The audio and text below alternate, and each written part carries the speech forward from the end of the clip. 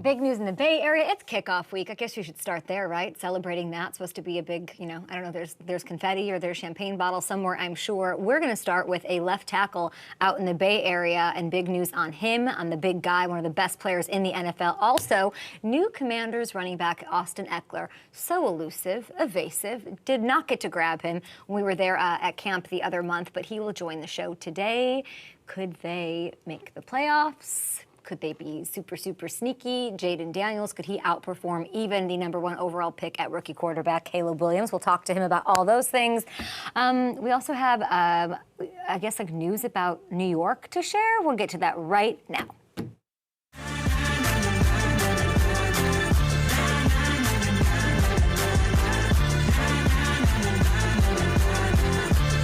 Happy Tuesday, everybody. Coming off a 3-day weekend. Hamilton is here. We've got an amazing show. Austin Ekeler, our first guest. We're going to really dig into Predict-a-thon because, Hammy, I've punted on this thing like you wouldn't believe.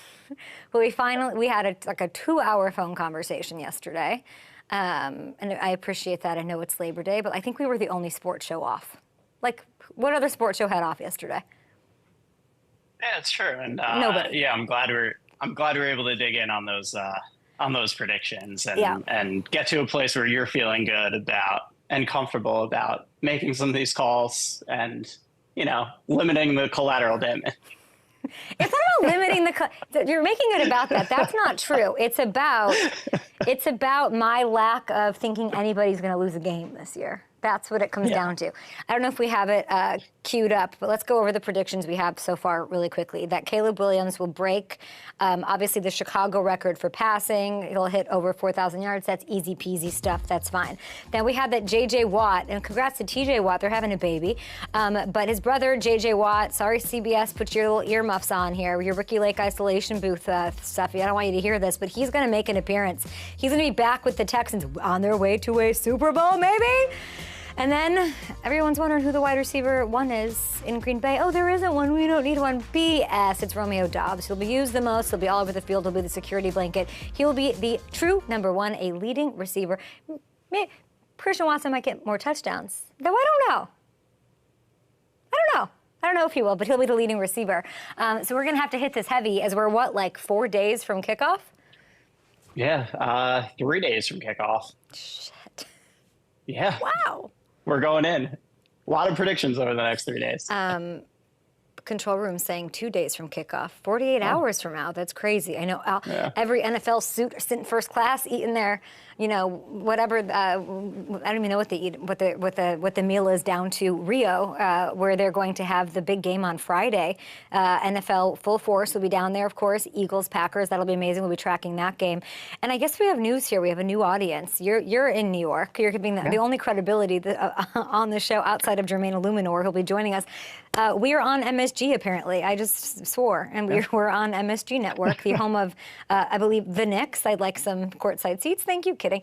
The Rangers. Oh, I want to go to. I've never been to a Rangers game. How crazy is that? And the Eli Manning show, which means Eli's going to have to appear at some point this season. Of course. Yeah. And I mean, I don't know why you think I would. I'd be excited about this. It's not like I, grew up watching the Knicks and Rangers, listening to Clyde and Mike Breen and Sam Rosen and Joe Micheletti. Very pumped up for this. And I know you hate me right now. It's great. Well, this is our third season. So welcome MSG. We talk all sports, like whatever he was just saying. I don't even know what he was just saying. I lived in New York 12 years. Love it. Best sports city in the entire world, and unhinged fan base, which we love. First year we ever did this show, I begged Conrad, our producer, to do like a call-in segment. Like I wanted callers. And now that we're on MSG, you got to think we can run that back. I want callers. I want people calling in with their gripes about Aaron Rodgers post week 1, turning it over and coughing it up to Charvarius Ward and Diamador Lenore. I forgot that was the thing that you wanted, and I think that would be awesome to bring back, especially now with this New York market and everything that comes with it. We love unhinged fan bases. I was watching Eisen. Eisen has callers calling in all the time. McAfee used to have callers come and call in. I don't know if they still do all the time, but they've done it. We can do it. I want to do callers, and I want them to be screened only for East Coast, and their unhinged factor has to be like an 8 or above. Like, I want the Sky is Falling Jets fan after week 1. But listen, MSG, so excited to be part of the family, so grateful. This will be a lot of fun. Usually we dig into news a little bit quickly, but we're dilly-dallying off a 3-day weekend. You're probably back at work, doing your thing, in your office, not wanting to work. Let's make this an enjoyable Tuesday for you. Thanks, Hammy. Big news on the West Coast going on here with Kickoff Week. We got a pretty big development in the Bay. Tom Pelissero, our friend from NFL Media, being the sick pup, the true sick pup that he is, he tweets this screenshot from Trent Williams' brother's Instagram story. Definitely makes it seem like future Hall of Famer Trent Williams is on his way to Santa Clara to join the team with a very large dog, I might add. His agency confirming he's on his way there to finalize a deal with the team. I don't know how John Lynch does it. He's amazing at pushing the decimal points back and forth to make it work with all of these superstars for the NFC favorite. They get Ayuk back last Thursday. CMC, by the way, returning to practice from his calf injury. Phew, that's out of the way. #1 overall fantasy pick, coast to coast. And now Trent is on his way. Kyle Shanahan, I feel like he's been through a lot this offseason. Terrible loss, and then one thing after the other, things that he can't control. He's just trying to coach who's out there. And it looks like the Niners, after all this drama, are going to have the full complement of stars in this critical year of their window. Okay, Purdy, let's see what you got. And I bet he's never been happier to have a Monday night game, right? It'll give Ayuk and Trent that extra day to get ready if Trent decides to show up before said game against the Jets. I'll say this. I think it's like a non-story. I think this was the plan all along. I'm the best at what I do. I'm good. Those people can show up and just go, right? And if you have any worries about him being prepared for week 1, you should not. And I will let George Kittle, who joined us last week, explain why. I'll say Trent Williams is like of the people that I've ever played with, so like I can't talk on like Reggie White, because like I never played him. Like, watch his film, he's amazing, Hall of Fame, like all that. But like Trent Williams and Aaron Donald are like here. And then everyone else is kind of like all the next best players are like there. Yeah. And so it's just like, would we love to have Trent at training camp? Sure. He's doing what he thinks is best for him. We respect that decision. And we know that when he does show up, it's on. I'm going to get Trent Williams. And the great thing about Trent Williams is I don't need a lot of reps next to Trent Williams, because he can block anybody. Like, we could have a combo block. We'll have a defensive end up to a linebacker. And most of the time it's, George, get out of my way. Yeah. You go block the linebacker and I'll just take care of this. These guys must have been so happy to not have him out there on defense, right? They have to be having the time of their lives this offseason. After that long sigh, you just heard from George Kittle, a 4-time All-Pro, friend of the show, joining us 2 times in 1 week. He'll be back ahead of week 1. I have no issues with this. Is tough matchup, really tough. Jets defense might be the best defense in the AFC. Maybe. Texans are going to be up there. But I'd be really surprised if they don't hit the ground running full blast on Monday night. They are the favorites over on FanDuel Sportsbook, if you're into that sort of thing. And I would be remiss if I talked about these Niners and didn't mention everything that's gone on with this team. Obviously, a lot of adversity that they've had as a team. Losing Super Bowls, always being great, but never quite getting there. That already builds some callous and brings the team together. They're such a family team. Over the weekend, I saw Kristen Juszczyk and they were. I don't know the details of the party. I didn't look, but they had some sort of preseason, pre-kickoff get together. It was a big party. Like, not every NFL team does that. And I don't think the team put it on. I think the players put it on. They galvanize. You have George Kittle inviting 14, 15 members of his team when they have a preseason game down in Nashville to come stay at his home, to host them, to do all of that. The wives are all friends. I don't know if that's true, but maybe they are. But they're, this is a familial team. It really plays into why they're a great team, and they've dealt with a lot. And then you add in this horrifying, heartbreaking situation with rookie Ricky Pearsall, okay? I remember being at camp. I was watching him, like the new ad, watching him do his thing. Young, full of life, wanting to make a name for himself, doing the best he can. Scary situation, him literally getting shot midday. Talked to some people with the team just to send love. He obviously, back home, I don't know much more than wanting to say, get better, heal up. And why I bring up all the stuff about them being a familial team, they will come together for this, with this, for him, and all of that. So it's just another thing you're going to put on the Niners plate, that they'll come together. And I sort of like feel good about the support and the rallying that will go around him, for him, his family, the community, fans, and all of that. But of course, prayers to Ricky Pearsall. Did not get a chance to meet him when I was out there, but sending love, prayers, thoughts his way. Let's move to Chicago. Okay, middle of the country now. MSG Network. Stay tuned. Stay with it here. The Bears might have made the biggest splash I've ever seen when it came to announcing team captains for 2024. They choose 4 captains on defense, 4 on offense, which included rookie Caleb Williams, by the way. And before you start asking things like, well, did he really earn it? Here is head coach Matt Eberflus explaining how it happened when he was asked if he'd ever had a rookie captain before. Yeah, I haven't had that before. But again, I put it to a vote. I had it with offense and defense, and I had the guys rank those guys, and he came out really high. So, and all those guys did. That's what's great about it. And we had other guys that had great votes too, just not enough to get into that captain's vote. But that's a really good sign that he's got leadership throughout the entire team. It's one thing to be named the starting quarterback pretty much from the moment you show up, but to be voted a captain by your peers before you've ever played a game in the NFL is wild. It is a lot. And I don't think it's BS. It tracks with what we've all heard, what I've heard from Caleb's teammates. I was there at camp.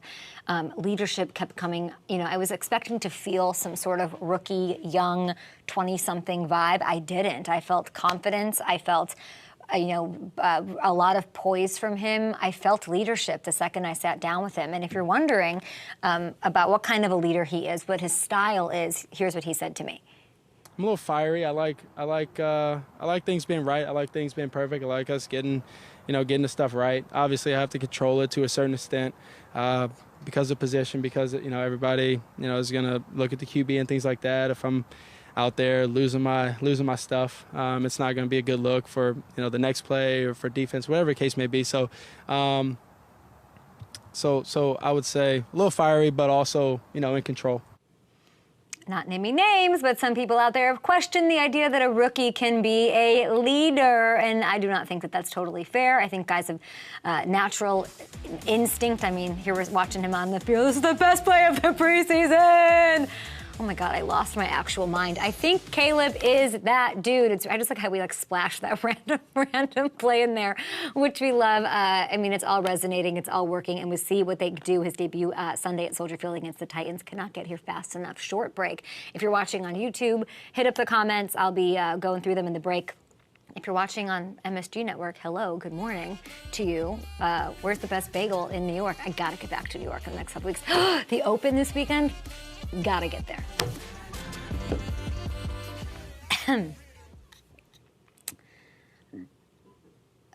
Okay.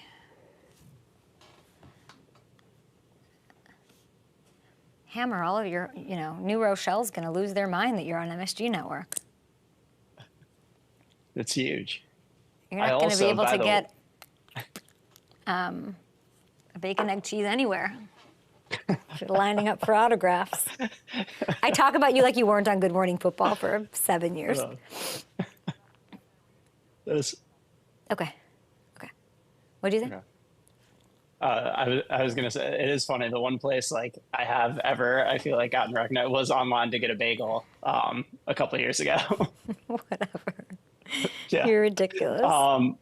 What's up? I did want to say, too, I just noticed from when we put up the topic bar, Trent being back changed the line in that Niners-Jets game. They're now 4.5-point favorites. They were 3.5 when I got up this morning. Tell me more. That's pretty interesting. It's not surprising. Not surprising, but it's just, they're on it. As soon as something happens, all of a sudden everything starts shifting. You think that has nothing to do with Christian McCaffrey's availability? I mean, sure. We knew he was going to be back.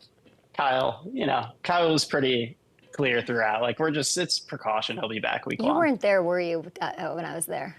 You weren't there. No. I don't know, man. There's just this. What? I'm just seeing people leaving them out, leaving them out of the NFC conversation or what, and it's just I don't know, when you're there, you just feel and I meant what I said. They had some like huge party this weekend, and everyone's like, it's just like it's just different there.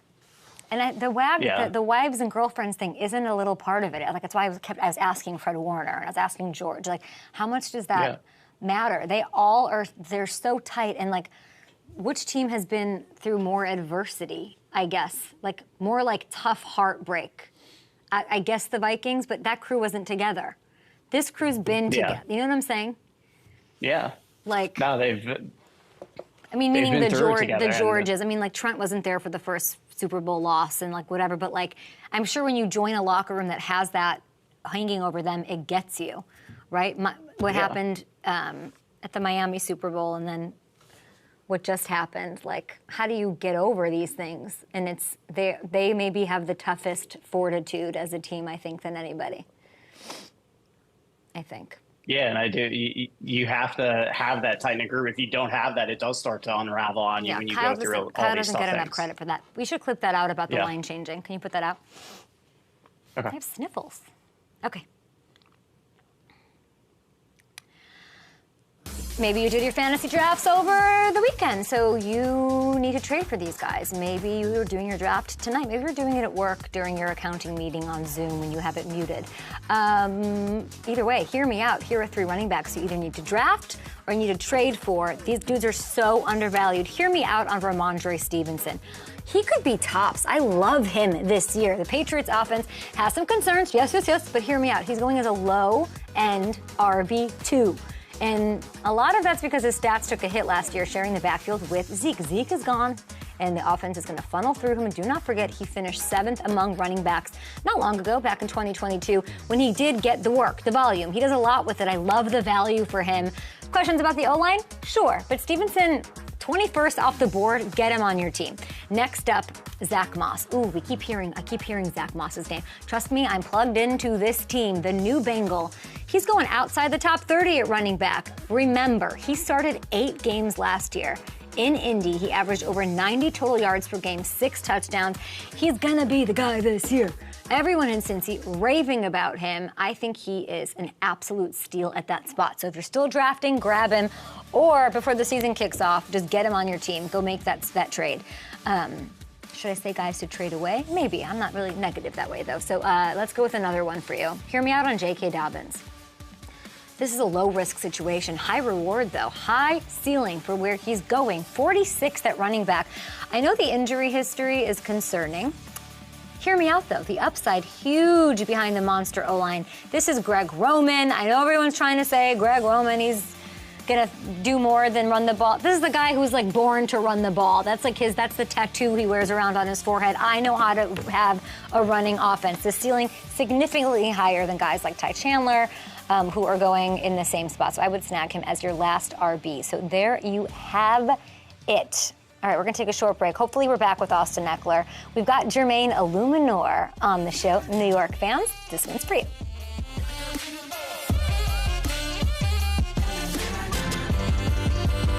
What's going on?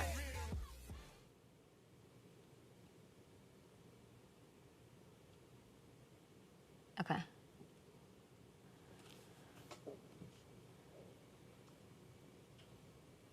Did you accept that collab? Thank you. Sorry.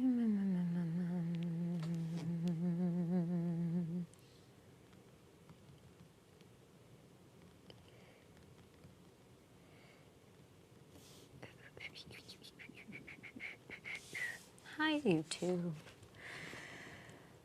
Chase Brown looking solid. I like that. You guys remember last year I told you they were giving Chase Brown all that work to see if they could trust him to be that guy. Jamar Chase. I talked to Justin Jefferson last week. We are going to show you that interview this week, and we talked about Jamar and all of that. I just really need that to get done, like yesterday. And then there's this whole like Dak thing. We got to get into all of this. So many things to get into. Hopefully we have Ekeler on the show, but Eluemunor will be great too to talk to. I know. I'm going to talk about the New York sports now a little bit. I mean, it's fitting that in dating Daniel Jones, I'm now on in the New York market. What else do you want from me? Okay, show the new Dan Campbell Applebee's commercial. It's amazing. No idea. Anyone? I have not seen it. You guys will be surprised by this. I never watched television. What do you mean you don't know about J.K. Dobbins? J.K. Dobbins might have been out of 75 interviews at training camp my favorite. Also the one where I thought he was pranking me the whole time because I could not understand his energy. What do you want me to do here after that? What do you think?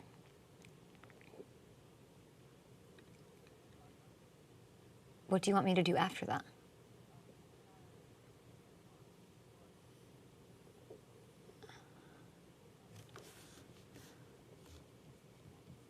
I should just hang loose? Okay. Okay.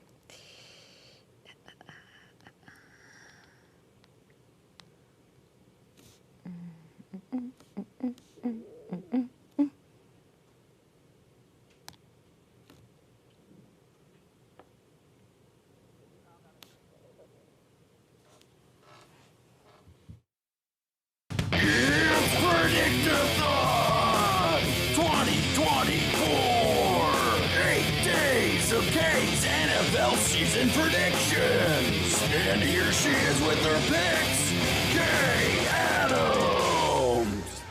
Everybody's doing their predictions, and so are we. The NFL season kicks off on Thursday. It's insane. It's like 48 hours from now. Unbelievable. Let's just get right into this. Here, I'm going to give you guys a twofer, okay? Let's get right to it. There will be 3, not 1, not 2, 3 running backs in the 2024 season that I'll go over 2,000 rushing, not scrimmage, not all-purpose, rushing. Why is this crazy? Because only 8 players in NFL history have ever done it. I feel like, and I know it's a world that sort of seems antithetical. It seems counterintuitive to we pass and we throw the ball over the field. It's going to happen this year. I feel really good about this one. It's going to happen. There's an extra game, of course. That's one reason I like it and sort of can hedge that. But I feel like the running back position is stacked as ever. And so this came up when I was doing my fantasy draft and fantasy prep work here. CMC, obvious candidate, perennially. He can do it year in, year out. And so is this guy who we've seen come close before. Take a look. Let's not pretend it's easy to hit 2K. Exactly. That's why I'm like, it's not easy whatsoever. But if you have the guys up front, which I believe we do, I mean, the O-line up front, those guys, I don't think people give them enough credit with how smart they are. Yes, they're very physical. They can move people out the way. They're very, very smart. Their techniques, their alignment, their assignment. And I think that's what allowed us to have that year we did in 2021. And I think that we're up for it again this year. We should have had his name on the screen. Jonathan Taylor. There it is right there. This is the guy. He's going to do it. I think we see Jonathan Taylor do it. The offensive line, Anthony Richardson's presence, healthy. The two of them played 2 snaps together all of last year. Still a top 10 offense. Shane Steichen is that dude. Make no mistake. I think he knows what he has. Jonathan Taylor, who, by the way, he did say, he had 1,800 yards not long ago, and I said 2,000 easy, and he's like, oh, it's not that easy. I think he does it. And Anthony Richardson only helps him do it.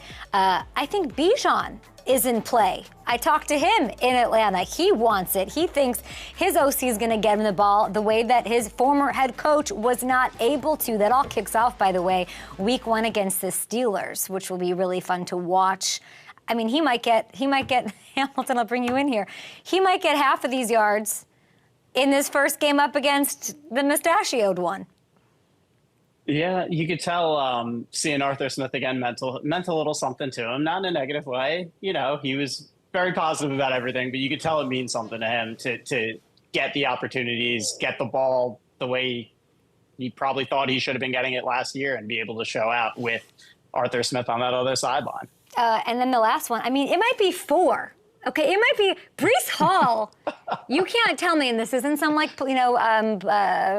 whatever, like placating and we love the New York market. Like, you and I have been obsessed with Breece Hall for the longest, even last year. And you got to think, if they're trying to do this, hackety 2021-ish Packers vibe, he's Aaron Jones, but I think he's going to run a ton in this offense. Yeah, they're going to feed him the ball. The only thing that could end up working against him is he could catch 90 to 100 balls this year with the way they might use him in that passing game. But he had a phenomenal year last year when everybody knew all the Jets' offense was him running the ball, and he still put up numbers. What did you make of meeting him? We were, by the way, a surprise. We were down there to hang out with big boys and offensive linemen in Frisco for OL Masterminds, and Jamar Chase was there, by the way, smiley as ever. But we ran into Breece Hall, and he was kind enough. He dropped everything and said, "I'll do an interview." And I think he literally said to me, "I'm the only." Sorry to the center. He said, "The only person touching the ball more than Aaron Rodgers this year is me." He wants it so bad. He really does, and I do think he's locked in. And there is a little something of a chip on his shoulder. He did a camp with our kids in New Rochelle last summer, and seeing a couple of running backs like Bijan and Jahmyr Gibbs go in the first round when he had to wait till the second round, I think that did a little something to him. I think having Aaron Rodgers, available is going to make things so much easier for him, and he knows it, and he's excited for this opportunity. Okay, let's get to my next prediction here. So there's a lot of running backs are going to hit 2K. I'm telling you, it's going to be unprecedented. Another prediction I have: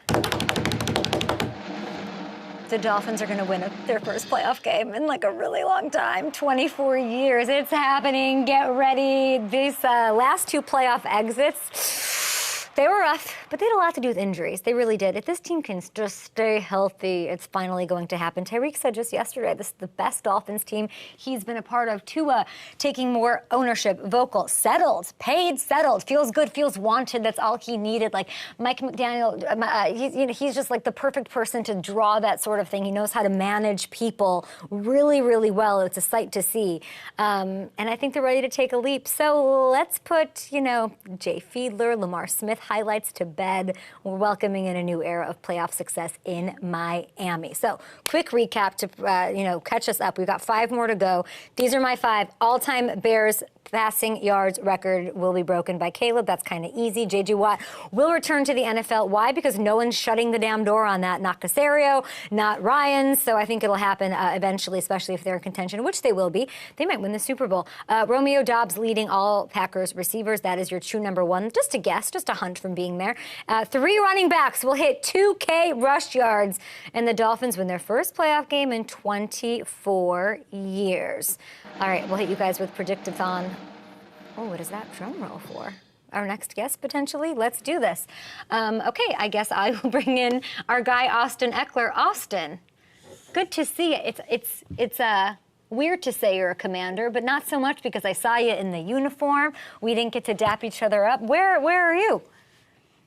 I'm in this brick dungeon, as you can see here. No, I'm out in Virginia. This is just my studio setup. But yeah, it's different, but it's built on me. The community out here has been nothing but showing love, and so it's been awesome to get implemented out here on the East Coast now. I love that you're saying that because it is a special fan base and it gets totally slept on. If there's not some hungry, we're mad, we're jilted vibe to them, there is this, we are so freaking excited. We believe in the foundation that Adam Peters has put together. We love DQ. We are running through the wall, anyone, any place, anytime.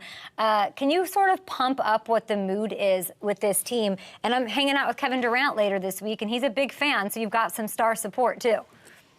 Yeah, absolutely. It's been a ton of anticipation for this year because look, there's a lot of new things that are happening, right? New ownership, new coaches. We had like 60 guys on, that we brought in from free agency from different places. So there's a lot of new news around the Commanders building, and so including myself. And so when you have all of these new things going on, there's a lot of like, oh, I wonder how this is going to play out. Even including from us as players. We're out there on the field, but you never know until you get out there on Sunday. We feel like we're building something in the right direction. We have Cliff as our offensive coordinator, and so that's been great being on the field with him. What's he like? What's he all about in 2024?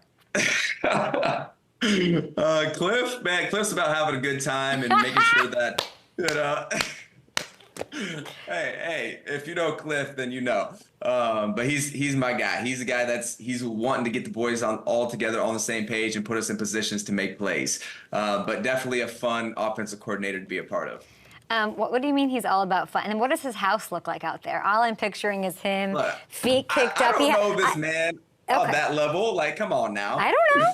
He seems like a man that would invite you over for some like wild party that you could not talk about, that they like make you sign an NDA at the door. Like the phones are going in the case. My lips are sealed. Yeah. You're going to have to find that one out on your own. Yeah. Cliff's wild, but you have a smile on your face. He seems very happy there.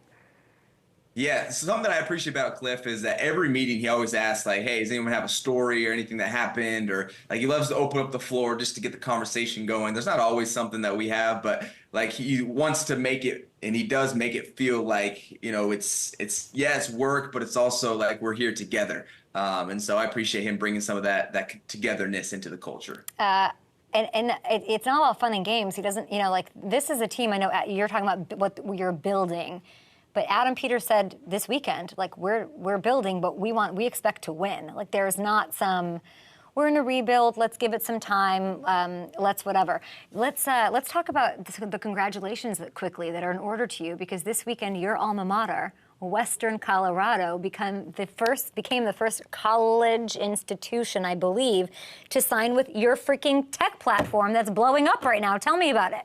Yeah, heck yeah. So I've been on a journey to enhance the fan engagement space, not only in college, but also in the pro segment as well, because I feel like as fans, you have a distance from us. And so I was like, how can I bring that together? And so I built a platform called Experience, where if you want to get your jersey signed or do an engagement with me, whether it's, you know, have me do something with fantasy football, or you want me to, you know, trash talk your opponent, or you want, you know, a video chat with me, or you want to play a game with somebody, you can go on there. I think we have like 100 guys from our league, from the professional league, wow. And then also just brought in Western as well. So we're continuing to expand our horizons. If you're a fan of sports, definitely go check it out, specifically football right now. Go check it out and get yourself an opportunity to hang out with us. And it's allowing you to have that experience, no pun intended, that you'll always remember for the rest of your life. It's, you know, I believe you so much that it is about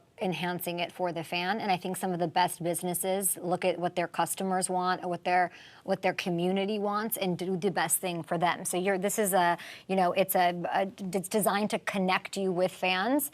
You've been talking about it super passionately for years. I'm going into my third year right now. I believe you and you're my first guest on the show. You're my first guest, Austin. We're back. And I've been on here a few times now. Yeah, but I remember you were my first guest, and you were so passionate about. You're passionate about a million things. By the way, a cover boy for Bloomberg Business Week. What? Hey, we're going like this. All right, we're going up. We're going up. Just continue to stack bricks over here. That's all I know. And so making a big impact where I can. Making an impact where I can, building communities, building value for communities, building value for myself and the people around me. Like, that is what I am out here looking to do. I'm a kid from a small town, didn't know kind of where my journey was going to take me.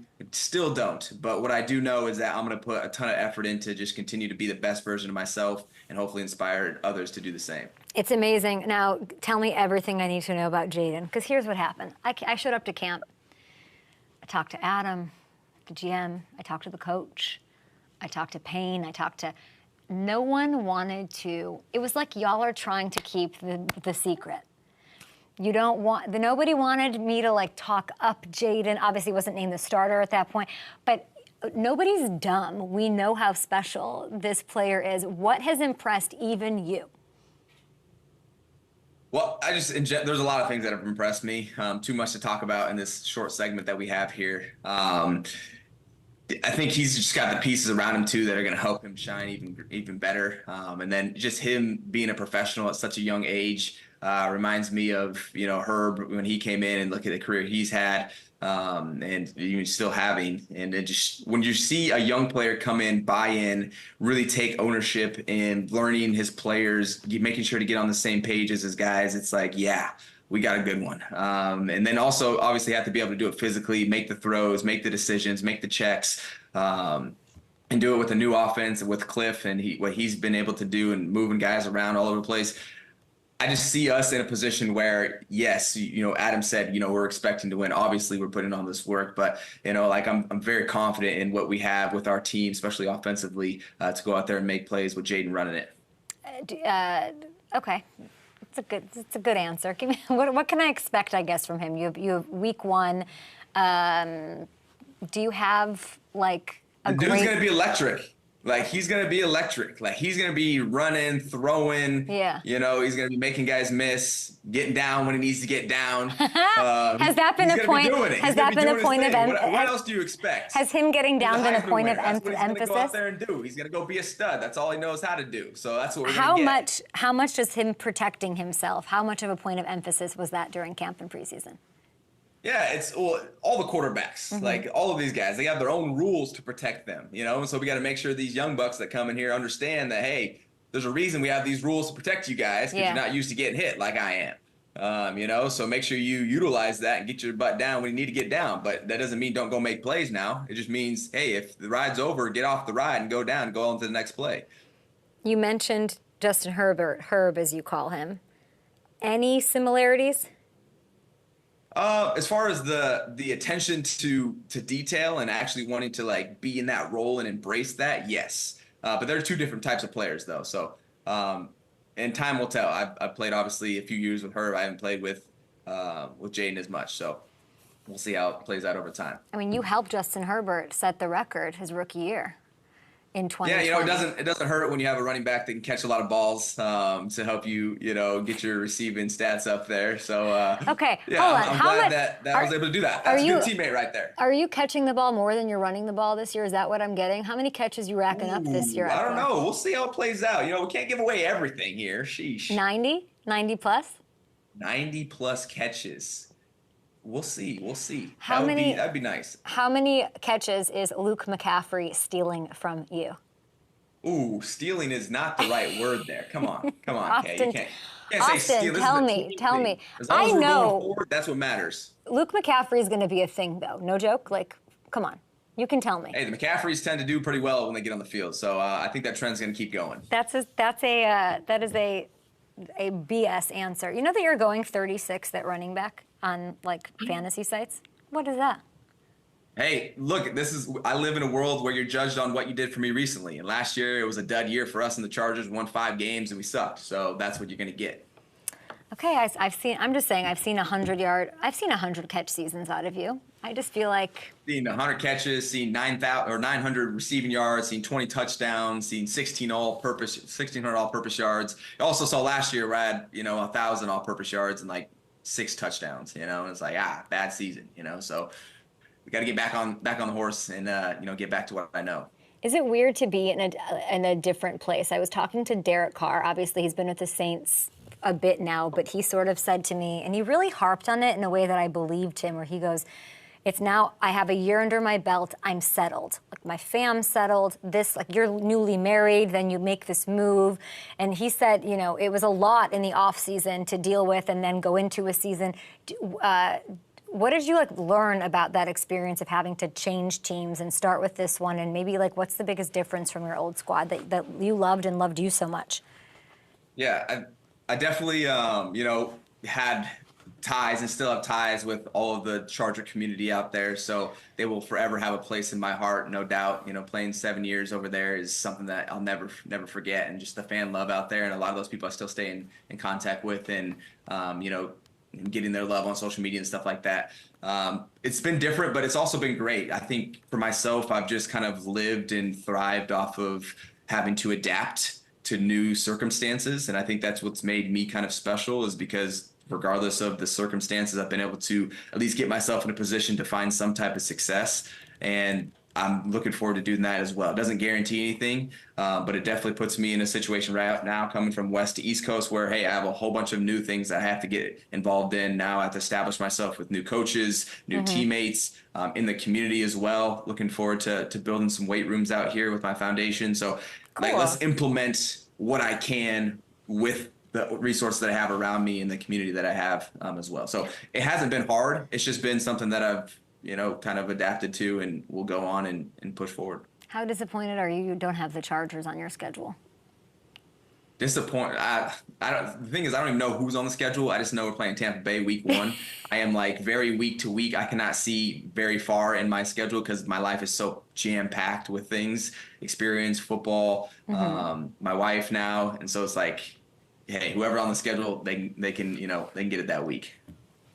You get a shot at the division champions week 1. What do you think? It's a new slate. I don't know what happened over here last year. I don't know what's going on. I just know that I'm here now and we're building something new. And so, champion or not, Super Bowl winner, last place in the league, it doesn't matter. You got to show up. This is the NFL. And everyone's trying to climb that rope or climb that ladder, and you got to treat every opponent with some respect, or you're gonna get blown out. So it don't matter who we're playing. I'm going in there with the most focus and sincerity, and we're bringing it, we're bringing it. But anyway, I gotta get going. I know, you gotta bring it up against Vita Vea and Levante. Enjoy that. Listen, we're so excited about Experience. The Experience app, it only keeps growing. It is popping off right now. Everybody go get it on the App Store, on Google Play. Enjoy that run defense of Tampa. I know you're gonna kill it. I'm hearing 100-catch season out of a very confident, settled, excited, smiley Austin Ekeler. Quickly before you go, Jaden Daniels, is he as good as basketball as people say? I haven't seen his basketball game, but he's always got a basketball with him. So that's got to mean something. Interesting. But all right, I appreciate you guys. Thank you, Kay. Thank you, Austin. Talk to you soon. They've got a big game against the Bucks week 1. And then they got this guy in the Giants week 2. Oh, a smiley Jermaine Eluemunor. You'll love to see it. We'll be right back on Up and Adams.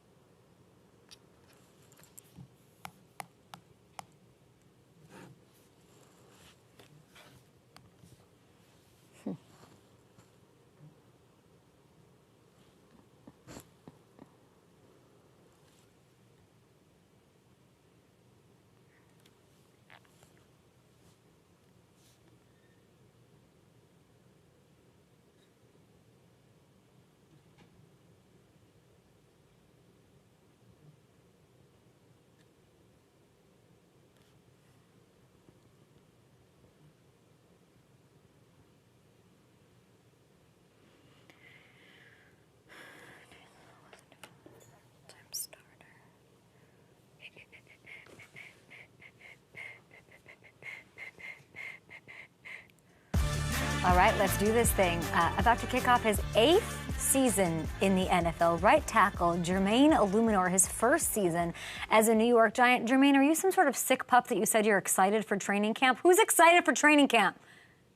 Yeah, I think with me, just going through what I've been through in my career and now finally having a coach and a GM that truly believe in you, it makes you excited to want to play for them and want to just give everything you have for them, you know?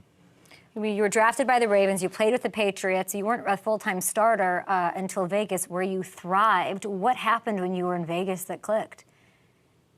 I think the biggest thing is having Coach Carm. You know, I was with him in New England, and we built that relationship up, and getting him in Vegas and just having him truly believe in me and believe in the talent that I've been blessed with was huge for me. And also confidence. I've struggled with confidence throughout my career. And even today, you know, being a player I am and the player I want to become, I still struggle with that. And it's a constant fight to tell myself that I am who I am. I'm confident I can go into the game and do everything I need to do in order to help this team win. And I mean, you have your old Carm's with you now. And what's that like? It's dope. You know, we go back and forth all the time, but that's just our relationship. We expect the most out of each other, and he has high standards for me. I have high standards for myself, and him as an O-line coach, being able to see him develop and become the O-line coach he's become, where people truly believe in him. People see him as one of the best O-line coaches in the league, and they listen to every single thing he has to say is really cool to see. And for me as a player, to have a guy like that in my corner who I've been with, knows me inside and out, and is able to tell me the things I need to hear, even though sometimes I don't want to hear them, that means a lot. What's something that he's told you that you didn't want to hear? As offensive lineman, sometimes you call certain plays which you don't really believe in, or, sometimes you don't really think they're going to work, and him just telling me, hey, just relax and go out there and run the play. And, last year there was a couple times where that was the case. I don't think that'll be the case this year, because I truly believe in what we got going here. But, sometimes the O-line coach just has to be the figure that he is and tell you, hey, just shut up and go play. Like, just relax, just forget about it. Just go out there and just do what you need to do, because at the end of the day, we're going to do our job and we're going to win. And I love that he came over with you from Vegas. I love that you're very embraced by this fan base. It doesn't happen all the time, How did you manage that?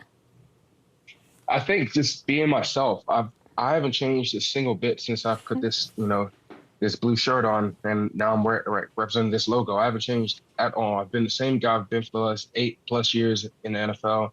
The last 3 years I was at A&M. I haven't changed at all, but I'm also really confident, and I believe in myself, and I believe in the talent God blessed me with, and just my mindset and my determination and the things I was able to learn in Vegas from a guy like Max Crosby, his work ethic, the way he approached the game, the way he carried himself as a pro, and everything he put in towards the game that really affected me and really helped me become the guy I am today, where I just want to go head first into everything, and I don't care who's in front of me, who I got to block. I'm going to go out there and do my job every single time. Yeah, Max Crosby made you a better player, it sounds like. 100%. Yeah, he's better player than better, man. He's so scary. He's one of a kind. He is one of a kind, but I owe everything to that man, just because getting to Vegas. Yeah, I mean, I tell him that all the time too. Getting to Vegas, the position I was in, it was kind of, for me, it was, this is really your last opportunity to make something of yourself and make something of your career. And because if you think about it, before that, I was in Jacksonville for a day. Literally, I got cut from Miami, who I was with for the offseason. So I get cut, and then, I have no idea where my career is going. I have no idea what I'm doing. I'm in a terrible place mind-wise and mentally. And then I get a call from Jacksonville. They're like, hey, we don't know if you're going to make a team, but how about you just fly out here, learn the offense in a day, and then playing the third preseason game, or fourth, I think it was fourth back then. And I was like, I don't have a choice. And so I went out there, learned the offense in a day, flew to Dallas the next day, and then the day after that played against the Cowboys, and then I got cut. But I did enough for the Raiders to call me and say, hey, we're going to bring you in and put you on the 53 and see what happens. And I knew that truly was my last opportunity to make something in my career. Wow. And getting to be around Max, just honestly, I don't know where I'd be today if I wasn't around him, just because, like I said, his work ethic and how his approach to the game is, and his belief in himself and his confidence was contagious. And that's how I approach the game now. Like I said, he's one of a kind. but that's why he's the face of the franchise over there, because everything he does that you just want to do. Like, you want to not only fall in line, but you want to follow him into war, because he's going to go and give everything he has in that game. And, Max will tell you, like, last year he was beat up and he did not care at all. He went into those games, and the effort he gave it was contagious. Like I'm saying, I want to be like Max, I want to be one of the best in my position. I want to be that guy who people look at and be like, every single play, he's going to give everything he has. It doesn't matter if he's hurt, he's banged up, they're down by 20, they're down by 30. He's going to go out there and go crazy every single play. And you're going to have to take it from him in order to beat him. And that's the type of guy I want to be. This is wild that you're saying. I mean, this is like the highest regard that you're holding him in. And I've heard you comp Burns to him. So what am I supposed to think about Burns if you feel this way about Max? Burns is a dog. He is a dog. Me being who I am, like I said, I'm confident in myself. I'm confident in my ability. And coming here, I wanted to help this team and be the guy I am and truly help this team win. And Burns is the same way, but Burns out there is a freaking animal. Like, going against him every single day is fun. I love going against him because, I don't want to go against the guy that I'm going to beat every single time. I want to go against the guy who's going to make me work hard as hell. Like, when I'm in my 2-point and I know it's 3rd and long or 4th down in practice, I know I'm about to get his best rush. So I really got to tense up, get in my 2 and be like, all right. He's over there, like, he's eyeing you up. He's looking at the quarterback. He's thinking he's just going to run right through you. And, there's been me and him go back and forth, but there was a couple plays where he cooked me, and that was good because, like I said, in practice, that's the place you want to work things. You want to get beat in practice so you know what you have to improve on. So once you get to the game, it doesn't happen again. But Burns is the dog, and I think everyone will see that. I don't think I've ever heard an offensive lineman love on guys like on edge rushers like you do. Like you are giving all the love to Crosby. You like Burns, OC, the whole jersey thing. Like, what is this? Me personally, I love this game so much, but I also love how certain people approach the game and how they really truly change the game. And Max and Burns are two of those people I think can truly change the game, especially Max. And like I said, I love going against these guys. Like, there may be certain tackles or certain guards, certain centers where they don't love going against a certain person. I love going against the best players possible. It just, that wakes me up in the morning. And, when I'm not going against the best player and it's a guy out there, you gotta perform the same way. But going against those guys who have those names and who the NFL follows like crazy and they hype up and, they do the Instagram or Twitter posts about them pregame. Like, I love that so much. Like, I want all the pressure, all the smoke. Everything. I mean, you played with Miles in college, didn't you? Yeah, exactly. So, it started for me back in college where I was going against Miles, and then I get to the NFL, I'm in Baltimore, he's in Cleveland, and just the way my career has gone, I've always gone against an elite guy every single year, multiple guys. Like the past 2 years with the Raiders, I've gone against all the elite guys possible. I don't know that you know what you're saying because what you're doing rather to Giants fans right now, because you're saying Miles, Max, like Burns. Like, people are probably going to run through a wall thinking now they have Burns and he'll do that. I love him as a player. I love that you respect his game and you're comping him to these greats that you've gotten better against. It's awesome. 100%. I think this is me personally, this has been my best training camp of my career. It's really been the best offseason of my career. Like I said, I feel like I had a fresh slate when I got here. Yeah. And to have Dave, to have Joe, to have Carm, to have all these people truly believe in me and to tell me that, they need me to help this team win. That's been the coolest experience ever. But then it also brings added pressure because now you have to go out there and perform and people are truly going to watch you. But I'm one of the most confident people you'll ever meet. And that confidence will be shown on Sundays. But Burns, like I said, Burns, Max, Miles, they're great players, even greater people. And I've been lucky enough to play with all three of them.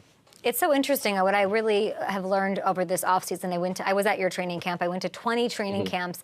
And when you sit with somebody like Tua, and he finally got paid, and there's this thing of, I belong, I'm settled, they believe in me, now let's effing go. And I think it's, when you have these contract issues, like what's going on with Jamar Chase or Ayuk, like, it weighs on you. It weighs on you, like, don't you want me? Don't you? And I think that people maybe undervalue what a sense of belonging.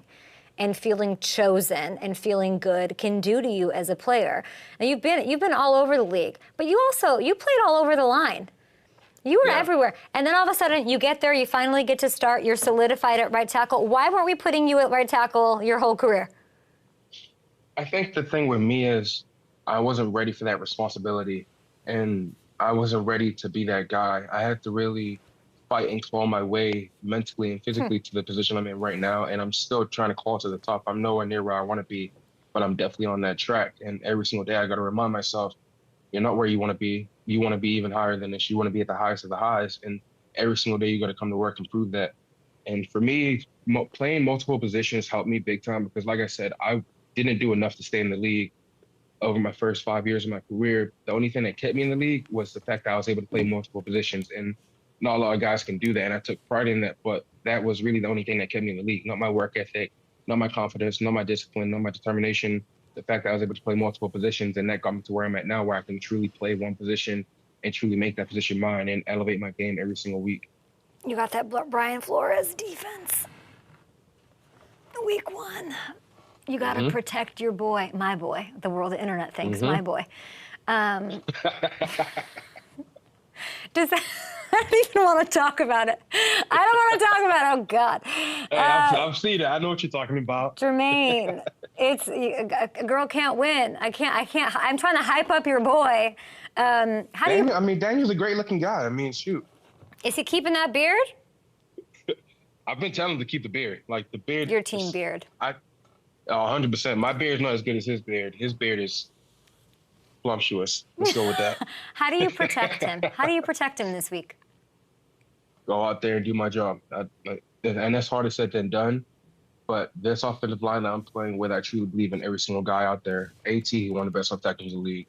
John, he's a up-and-coming left guard, but he's a baller. Schmidt, a second-year guy, but smart as hell, going to go out there and call for everything he gets. GV, he was my starting right guard last year, playing next to him all year. But he's one of the smartest guys I've ever played next to, and he's a freaking dog, and he's a baller. And then me, like I said, no one's going to be more confident than me on Sunday. And I know that everyone's going to be watching the offensive line. I understand the players here, but this training camp has been huge for all of us. And I believe in every single one of the guys that's going to step out there on Sunday against this defense, and I'm really excited for it. I believe in you. Go protect my boyfriend. Week 1, let's go. Jermaine Eluemunor joining the show. We'll be back tomorrow. Thanks. Great to see you. I appreciate you having me. Let's go.